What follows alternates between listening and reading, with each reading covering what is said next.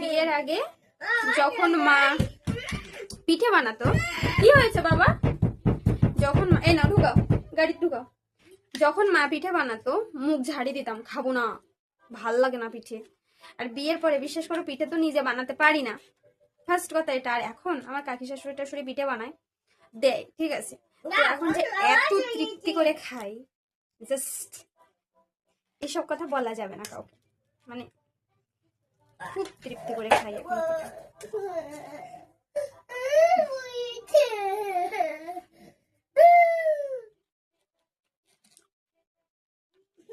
গরম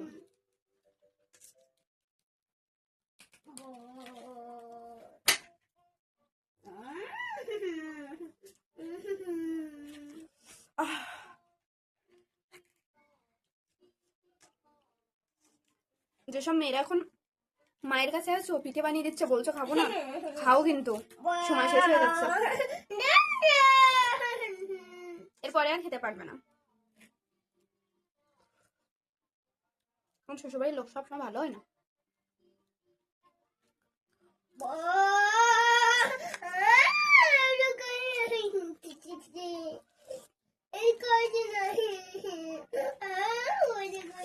আমার ছেলেটা ডিস্টার্ব করছে, ভিডিও বানাতেই দিচ্ছে না, বুঝছো, এই জন্য এরকম শব্দ হচ্ছে।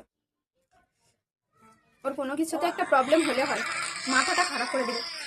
এই গাড়িটা কি এই ব্যাগের ভিতরে ঢুকানোর, আমার পড়ালেখার ব্যাগ, ও এই গাড়িটা এই ব্যাগের ভিতরেই ঢুকাবে, ঢুকিয়ে কেন চেন আটছে না সেটাই তার মেজাজ খারাপ হচ্ছে।